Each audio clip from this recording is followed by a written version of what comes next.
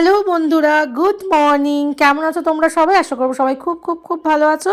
তুলিস গ্যালারির নতুন একটি ব্লগে, নতুন একটি সকালে তোমাদেরকে অনেক অনেক ওয়েলকাম আর ভালোবাসা জানিয়ে আজকে ব্লগটা শুরু করছি। আমি সকাল সকাল গায়ে কম্বল জড়িয়ে বেডটি নিয়ে বসে গেছি। সকালবেলা তোমাদের দাদাভাই আমাকে চা করে এনে দিল। কেন জানো? আজকে একটু ঘুরতে বেরোনোর প্ল্যান আছে। আর এই দেখো, চারপাশটা একদম কুয়াশায় আচ্ছন্ন। আজকে এই ব্লগটা বেশ অনেক দিন আগের, তাও ধরো 20-25 দিন তো হবেই, তারও বেশি হতে পারে, কম নয়। আমার ঠিক আইডিয়া নেই, মানে ভুলেই গেছি বলতে পারো একমাত্র। আর এখানে দেখো আমি স্নান করে নিচ্ছি একদম সকাল সকাল। আর এখন বাজে হচ্ছে, ঘড়ির কাঁটা বলছে 7টার মধ্যে সকালবেলা স্নান করে নিয়েছি, মানে কোথাও একটা ঘুরতে যাওয়ার প্ল্যান, আর খুব একটা দূরেই ঘুরতে যাওয়ার প্ল্যান। আর এই দেখো একদম ড্রেস পরে রেডি হয়ে গেছি। এখন আমরা যাচ্ছি, ইয়াস, আমার বাবার লোকনাথের কাছে, চাকলা ধামে। চলো, আমরা আজকে বাড়ির সকলে মিলে যাচ্ছি চাকলা ধাম। সঙ্গে আমার মাও যাচ্ছে, মানে আমার শ্বশুর শাশুড়ি, তোমাদের দাদা ভাই, আমার মা, আমি, এই 5জন মিলে আমরা যাচ্ছি একটা ট্যুর করতে। ছোট শীতের সময় একটা ছোটোখাটো ট্যুর না করলে হয়, তার মধ্যে আমার বাবা লোকনাথের কাছে যাব। আর কেন যাচ্ছি সেগুলো সবই তোমাদের সাথে আস্তে আস্তে শেয়ার করবো। আর মাকে নিয়ে বিশেষত যাচ্ছি। সকাল সকালে হালকা ফুলকা মেকআপ করে রেডি হয়ে গেছি, আর হুডিটা নিয়ে নিয়েছি, ব্যাগও প্যাকিং হয়ে গেছে। চলো গাড়িতে উঠি। এই দেখো সবাই মিলে গাড়িতে উঠে পড়েছি। এখন সবাই মিলে বেরিয়ে পড়েছি। ঠাকুরের নাম নিই, জয় বাবা লোকনাথ বলে চলো এখন চাকলা ধামে যাওয়া যাক। আর আমি তো প্রথমবার নয়, আমার এটা দ্বিতীয়বার। ফার্স্ট টাইম গেছিলাম বিয়ের আগে, মায়ের একবার শরীর খারাপ হয়েছিল, তখন আমি মানসিক ছিল, সেই মানসিক নিয়ে পুজো দিতে গেছিলাম। আর তখনই বলে এসেছিলাম বাবা মাকে নিয়ে যেন কোনোদিন একটা আসতে পারি। তো এই বছর মাকে নিয়েও যাচ্ছি। আর তোমাদের দাদাভাই এক মনে গাড়িতে চাপলে তাকিয়ে থাকে, কারণ ও টেনশন করতে থাকে ভেতরে। ওর একটা প্যালপিটেশন চলতেই থাকে যে হয়তো আমার ভমিটিং প্রবলেম আছে, বমি হতেই পারে। এই টেনশনে সে চুপচাপ থাকে আর গান শোনে। তাই তার গাড়িতে চাপার পর তার সাথে আর কোনো কথাই বলা যায় না। কোইন্সিডেন্টলি 2018-তে যখন বাবা লোকনাথের কাছে প্রথম গিয়েছিলাম, তখন আমার হাজব্যান্ড আর আমার শাশুড়ি মার সাথেই গিয়েছিলাম। যদিও তখন আমার হাজব্যান্ড হয়নি, ছিল বয়ফ্রেন্ড। তো যাই হোক, তো বাড়ি থেকে মোটামুটি দেখাশোনা হয়ে গিয়েছিলো বলে তো বাড়ি থেকে ছেড়েছিল। যেহেতু আমার মায়ের মানসিক ছিল, তাই আমি একাই বাড়ি থেকে হয়ে গিয়েছিলাম, কারণ আমার মা তখনও সুস্থ হয়নি। তো সেই জন্য মায়ের অসুস্থতার কারণে আমি বাবার কাছে বলে এসেছিলাম, বাবা যেন তোমার কাছে আবার মাকে নিয়ে আসতে পারি। তো সত্যি সত্যি এই বছরে আমার মানে সেই আশা পূর্ণ হলো। প্রায় 6 বছর পর আমি যেতে পারছি বাবার কাছে। আসলে কি বলতো, বাবা না চাইলে কখনোই যাওয়া যায় না, এটা সত্যি কথা। মানে ঈশ্বর যদি না চায়, তুমি তার স্থানে কখনোই পৌঁছাতে পারো না। আর এখানে দেখো কি কুয়াশা পড়েছে। কল্যাণী ব্রিজ ক্রস করে দেখো আমরা আস্তে আস্তে পৌঁছে গেছি। চারপাশে কত মানে সুন্দর ক্ষেত আর সর্ষে ফুলের ক্ষেত, এত সুন্দর ভিউ দেখতে দেখতে আমরা পৌঁছে গেলাম হচ্ছে চাকলা ধামে। তো সমস্ত কিছু কিনে নিয়ে ডালা ঠালা নিয়েছি। আর শুধু এখান থেকে দুটো ডালা কিনতে হলো এই কারণেই, কারণ ওই যে বললাম গাড়ি পার্ক করেছি, সেই জন্য বললাম এখান থেকে ছোটো ছোটো দুটো ডালা কিনে নিই। ওই সুতো নিতে হয়। বাকি এখানে ফুলের মালা এত সুন্দর সুন্দর ঝুলছে, ইচ্ছে হচ্ছিল নিই, জানো তো। কিন্তু বাড়ি থেকে না প্রচুর বড় বড় মালা, ফুল সমস্ত কিছু নিয়ে এসেছিলাম। আর ওই জন্য বয়ে বয়ে নিয়ে আসার মানে কী হলো, তাই তোমাদের দাদাভাইয়ের বকাতে আর আমি আর কিনতে পারলাম না। বললাম চলো ঠিক আছে, যা নিয়ে এসেছি তাই দিয়ে হবে। আর প্রচুর কিছু নিয়ে এসেছি যেহেতু, আর ফালতু মানে এক্সট্রা ফুলের মালা আর কিনলাম না। তো চলো এখন জুতোটা রেখে নেবো, কারণ এখানে জুতো হেলমেট বাইরে থেকে তো ছেড়ে আসেনি, অতটা খালি পায়ে আসবো। সেই জন্য এখানে জুতো হেলমেট রেখে বাবা লোকনাথের জন্মস্থান চাকলা ধামে আমরা প্রবেশ করলাম। জয় বাবা লোকনাথ, জয় মা লোকনাথ, জয় প্রভু লোকনাথ, এই নাম নিয়ে ভেতরে প্রবেশ করলাম। বেশ 6টা বছর যে কিভাবে কেটে গেছে বোঝাই যাচ্ছে না। অনেক কিছু চেঞ্জ হয়ে গেছে, অনেক নতুন নতুন কিছু তৈরি হয়েছে, সেগুলোই মাকে দেখাচ্ছিলাম। দেখাতে দেখাতে ভেতরে ঢুকছিলাম। কিন্তু আমার এখানে জায়গাটা বেশ চেনা লাগছে। বিশ্বাস করো, আমি এর আগে একবারই এসেছি। মনে হচ্ছে যেন দ্বিতীয়বার আসাতে ভীষণ চেনা, আমি মানে বহুবার এখানে এসেছি। তো যাই হোক, আমি মাকে নিয়ে ভেতর দিকে যাচ্ছিলাম। যেহেতু আমরা অনেকটা সকাল সকালে এসেছি, তাই খুব একটা ভিড় হয়নি। এখন ওই ডোনেশন কাউন্টার থেকে 3টে টিকিট কাটলাম, একটা তোমাদের দাদাভাই, একটা আমার মায়ের। 100 টাকা করে 3টে টিকিট, যেটা একান্তে পুজো করার লাইন। আর বাইরে তো পুজো হয়, তোমরা যারা চাকলা ধামে আগে এসেছো তারা জানো, আর যারা জানো না তারা আমার ব্লগটা দেখলেই বুঝতে পারবে। এই যে টিকিট কেটে নিয়ে এলাম, 100 টাকা করে 300 টাকা আমাদের পার হেড লাগলো। আর আমার শাশুড়ি মাও এর আগে কখনো ঢোকেনি, সেটা আমি পরে জানতে পারলাম যখন পুজো করিয়ে বেরোলাম। এই যে একান্তে 100 টাকার পূজার লাইন। তো ভেতরে যেহেতু ক্যামেরা অ্যালাউ নেই, তো ওখানে একটুখানি পুজো করে আমরা এলাম। এইখানে শিব আর লোকনাথকে সবাই মিলে জল ঢালছে দেখে আমরাও একটু জল ঢালবো। এর আগের বার এসেছিলাম যখন, তখনও জল ঢেলেছিলাম। এই দেখো এদিকে আবার ভোগ যাচ্ছে, খিচুড়ি, 5 মিশালি তরকারি সব রান্না করে নিয়ে যাওয়া হচ্ছে। আর এইদিকে দেখো আমার শাশুড়ি মা বাইরেই পুজোটা করছেন। উনি পুজোর পর, পুজো দেওয়া হয়ে যাওয়ার পর উনি বললেন যে আমি কখনো ভেতরে গিয়ে পুজো করিনি, যেহেতু পয়সা লাগে। তো পয়সাটা এখানে ম্যাটার করে না, কিন্তু ভেতরে গিয়ে এত সুন্দর পুজো হয়েছে, তোমাদের যদি দেখাতে পারতাম, যেহেতু ক্যামেরা অ্যালাউ নেই সেই জন্য দেখাতে পারলাম। এখানে শিব আর লোকনাথকে আমরা একটু পুজো করলাম। ওই দেখো, এই যে আমরা কাছের বাইরে থেকে তোমাদের একটু ক্লিপস নিলাম, আমরা এইভাবেই সবাই মিলে বসে এক এক করে নাম গোত্র দিয়ে পুজো করেছিলাম। যেহেতু এটা কাছের বাইরে থেকে তুমি ছবি তুলতে পারো, কিন্তু ভেতরে গিয়ে একদমই ক্যামেরা অ্যালাউ নেই। তো চলো, পুজো তো খুব সুন্দরভাবে দিয়েছি সকল মিলে। আর এখানে এখন ধূপ মোমবাতি দেখাচ্ছি আমরা সবাই মিলে। আর প্রচণ্ড ভিড়, প্রচণ্ড ভিড়, প্রচণ্ড ধোঁয়ার গন্ধ।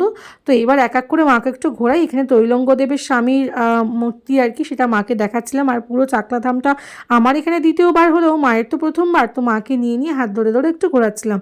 দেখো মা বাবা যখন বয়স হয়ে যায় তখন মেয়েরাই তো বলো সন্তানের মতন তাকে মানে আদর করে সমস্ত কিছু দেখাবে, ঘোরাবে। তো এখন আমি মায়ের ভূমিকাটা পালন করে মাকে আমার মেয়ের মতন করে দেখাচ্ছিলাম। এটা বেনি মাধবের ঘর, তৈলঙ্গ স্বামীর ঘর, এই এক এক করে পুরো চাকলাধামটা ঘুরিয়ে ঘুরিয়ে দেখাবো।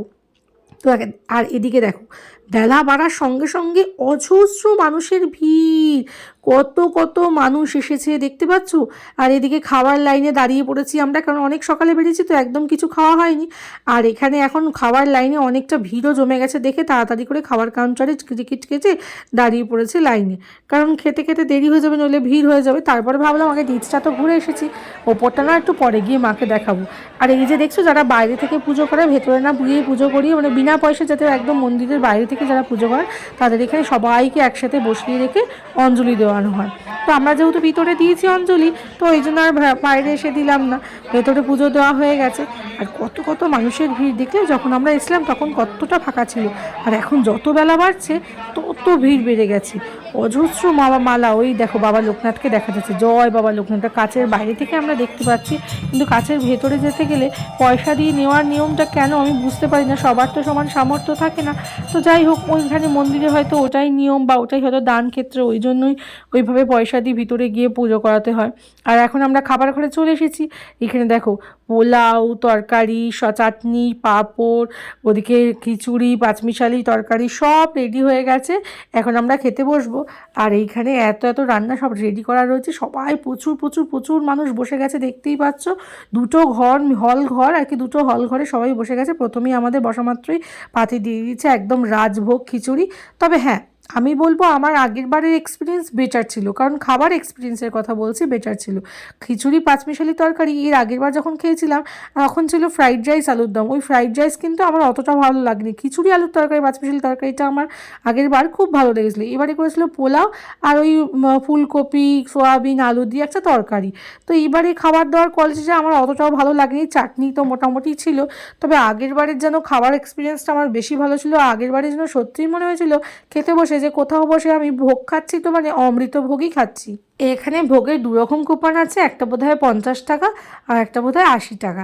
তো আমরা 80 টাকারটা নিয়েছিলাম, ওর মধ্যে ছিল খিচুড়ি, পাঁচমিশালি তরকারি, পোলাও, আলু, ফুলকপি আর সোয়াবিন দিয়ে একটা তরকারি, চাটনি, পাঁপড়, পায়েসটা তো অন্নভোগ মুখে দিতেই হয়। তো এখন খাওয়া দাওয়া করে ওপরে যাচ্ছি, মানে এই যে দোতলাটা যেটা রয়েছে চাকলাধামে, যারা তোমরা এসেছো অনেকেই আছো, যারা আমার ভিউয়ার্স এসেছো, আর যারা আসোনি অবশ্যই কিন্তু ঘুরে যাও। তো মাকে নিয়ে এসেছি ওপরের দেখাতে, আমি তো দেখে গেছি এর আগে, কিন্তু মা তো দেখেনি, সেই জন্য দেখাতে নিয়ে এসেছি। ওপরে গণপতি বাপ্পার ঘর, এখানে জগন্নাথ, বলরাম, লোকনাথ বাবা, গৌরনিতাই, গোপাল সব এক এক করে মাকে ঘুরিয়ে দেখাচ্ছিলাম। আর এখানে বাবাকেও একটু ভিডিও কলিং করে দেখাচ্ছে যে কত মানুষের আনাগোনা এসছে।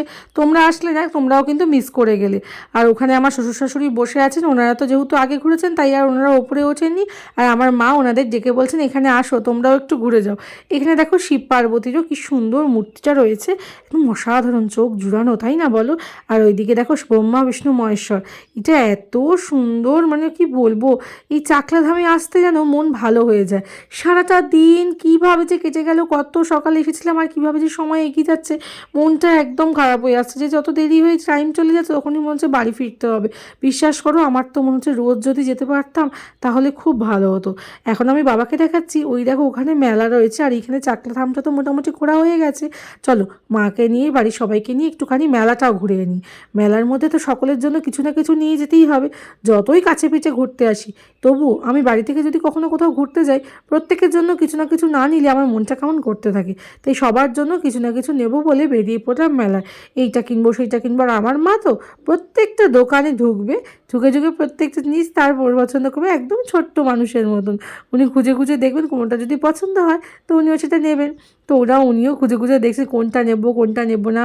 তো আমরা এখান থেকে একটা গোপালও নিয়েছি, লোকনাথ বাবাও নিয়েছি, দুই বাড়ির জন্যই নেওয়া হয়েছে, গোপাল আর লোকনাথ বাবা। তো এখন এইগুলো চাবির রিংও দেখছিল যে কী নেবে না নেবে। আর দেখতে দেখতে দেখো আমার গোপু সোনার সঙ্গে দেখা হয়ে গেল। আমার গোপু সোনার সাথে একটু ফটো তুলে নিলাম। তারপরে দেখো এদিকে চলে এলাম, দেখতে দেখতে যে হার দুলের কানের যদি কিছু পছন্দ হয় তো আমার কানের একটা আমি নিলাম, আর আমার এখানে ভাসুরজির জন্য কানের একটা কিছু নিলাম। তো আমার মা সেটা, আমার শাশুড়ি মা সেগুলো আমাকে পছন্দ করে দিচ্ছিলো যে কোনটা নেবো না নেবো।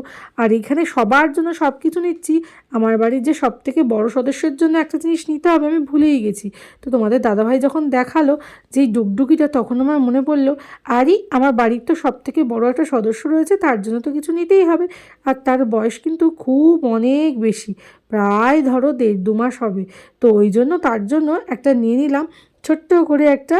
এই ডুগডুগি নেব নাকি ঝুমঝুমি নেব বুঝতে না পেরে তো ভাবলাম না ডুগডুগিতে ভয়ের আওয়াজটা হতে পারে, তাই একটা ঝুমঝুমিও নিয়ে নিলাম। তো চলো এখানে মেলা ঘোরা কমপ্লিট, এবার আসলাম এখানে বাজার করতে। এই বাজারে এসে না আমার মনটা ভীষণ খারাপ হয়ে গেল। এত মানুষ, কী বলবো, এখানকার মানুষদের এত সস্তায় বাজার বিক্রি করছে। এই যে মূলোগুলো দেখছো, এক একটা 3 টাকা করে পিস। ভাবা যায় কি বড় বড় হাতির দাঁতের মতো মূলোগুলো 3 টাকা করে পিস। এখানকার মানুষ কত কষ্ট করে জমি থেকে চাষি ভাইরা তুলে আনে, কিন্তু তাদের কোনো প্রফিটই হয় না আমি যা দেখতে পাচ্ছি। তো যাই হোক, এখানে প্রচুর সবজি বসেছিল, আমরাও এখান থেকে অনেক সবজি বাজার করেছি। কিন্তু বিশ্বাস করো খুব একটা ধৈর্য ছিল না শেষের দিকে, কারণ আমরা উল্টো সাইড থেকে ঢুকেছিলাম। যে দিক থেকে ঢোকার কথা ওই দিক থেকে না ঢুকে আমরা শেষের দিক থেকে ঢুকেছিলাম, তাই বেশিক্ষণ আর ভালো লাগছিল না। তো চলো এখন বাড়ি ফেরার পালা। আমার মা বাবা লোকনাথকে বলছে চা বাবা লোকনাথ, ওই দেখো কত সবজি আমরা বাজার করেছি। তো এখন আমরা বাড়ি ফিরে যাব। কী করেছে 4.5 দিন কেটে গেল বুঝতেই পারলাম না। চলো আজকের ব্লগটা এখানেই শেষ করছি, বাড়ি তো ফিরতেই হবে। এক রাশ মন খারাপ নিয়ে আমরা সবাই মিলে বাড়ি ফিরছি। ইচ্ছা করছিল না যেতে, তবুও বাবা লোকনাথের ধামে আবার যেন আসতে পারি এই উদ্দেশ্যে জয় বাবা লোকনাথ বলে বেরিয়ে পড়লাম বাড়ির উদ্দেশ্যে। চলো আজকের ব্লগটা এখানেই এন্ড করলাম। ভালো থেকো, সুস্থ থেকো, অবশ্যই পজিটিভ থেকো। আর আমার ব্লগটা ভালো লাগলে লাইক কমেন্ট শেয়ার করতে কিন্তু একদম ভুলো না। দেখা হবে নতুন একটি ব্লগে। টাটা।